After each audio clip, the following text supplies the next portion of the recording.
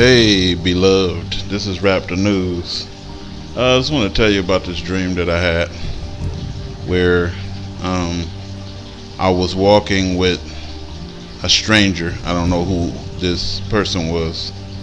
And we were, I don't know, in a strange place as well. You know, there was a bunch of people walking around where I was. And I didn't know exactly what was going on. And I started noticing people that I knew. I was like, wait a minute, some of these people are starting to look familiar, you know. And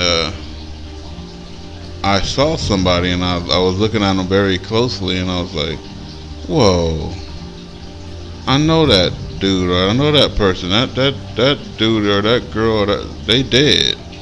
That person's dead. And I was like, whoa, wait a minute, what's going on? I said, am I dead? And the person told me, and I believe it was the angel that was next to me, and he was on my left hand side, I believe, and he's like, no, you're not dead. And they literally told me this, and this is no lie. They said, God is giving you an opportunity to die right now if you wanted to. Yeah, to die right now if you wanted to. And basically, you know, you're going to be good. You're going to enter the paradise. Everything is good with you. So all you have to do if you want to come with us right now, this was actually literally told to me, is just let go.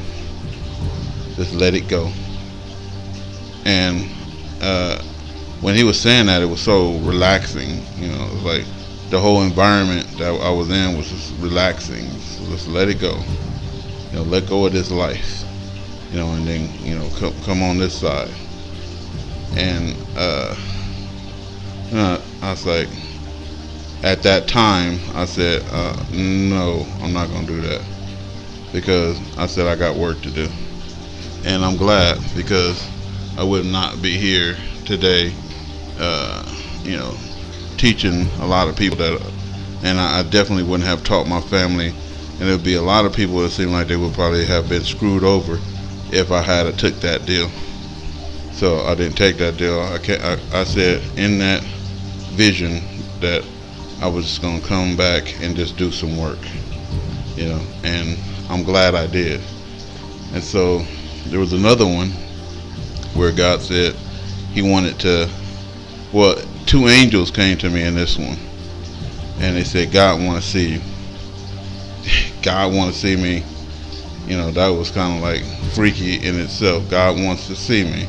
I said, God wants to see you. And so they both took me, one on one side and one on the other side. And they took me and they flew me to this garden. I mean, it was like, I was looking at the grass in this place, and it was like lush. And I was looking at, it's like, you know, like all the trees were trimmed and they grew like in an order. It was like awesome, you know, and the hedges was like fences and things like that. And so they flew me to this, it was like it's almost like a tree. I mean, it's like trees, like bushes, but they looked like they was about 7 or 8 feet tall, and they were hedged up very awesome, you know, and it was a door opening and where they took me, and they you know, dropped me right there. And basically I said, well, are we going in? And they said, no, we can't go in, only you can go in. That's what they told me. And so when you go in, turn to your right, and then you'll see the throne of God. And that's what they told me. So I walked in. You know, because I said, okay, I'm about to meet God, you know. And I turned to my right, and as soon as I saw the throne of God, I fell, just like they say in the Bible, I fell down so hard on my face that I didn't even see God. Yeah, I fell down on my face.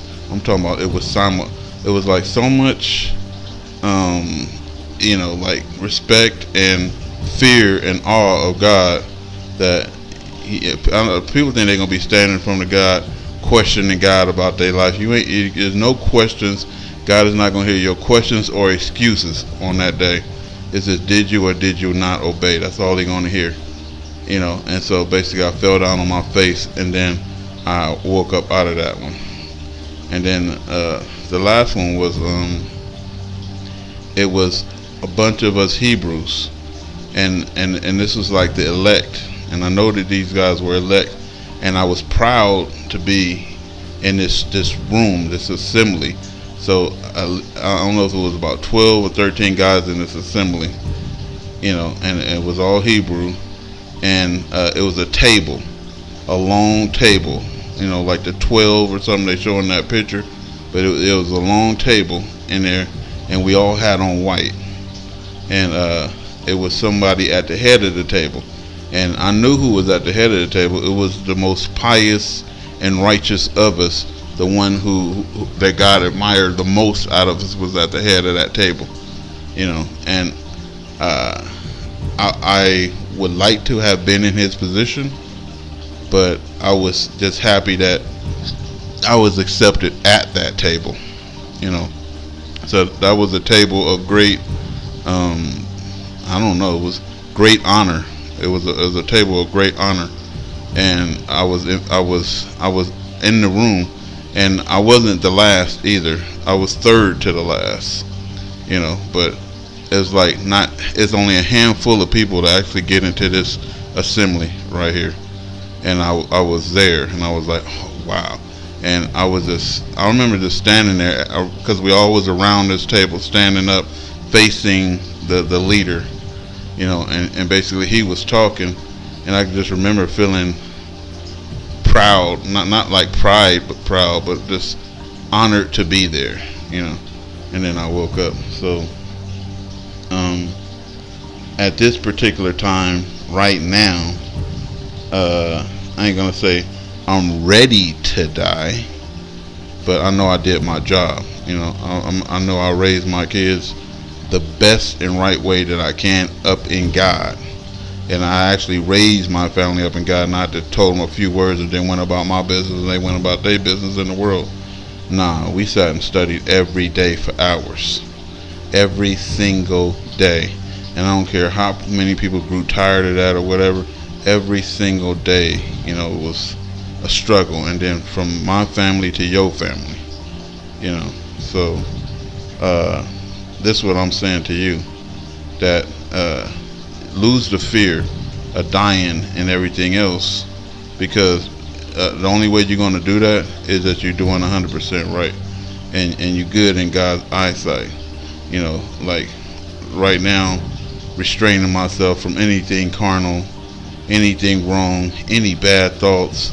It's like some of y'all, just like the Genesis Bible was saying in Genesis, that your mind is constantly on evil, like the Nephilim. You thinking this to try to get away with this one evil thing and the next evil thing, and that's how your mind go in cycles like that. And so I stopped my mind from thinking like that, and it takes a lot of hard work to stop your mind from being wicked and stop yourself from being wicked, because you think because nobody saw you that you ain't wicked. No, you wicked as hell. So live righteously, get your life prepared and stuff like that. I do believe if it don't happen in this month, it's going to happen in the next month. Something big is going to happen. I do believe that without a shadow of a doubt. And it almost seemed like God is just going to take us. So all I can say is be ready. Strap the nose.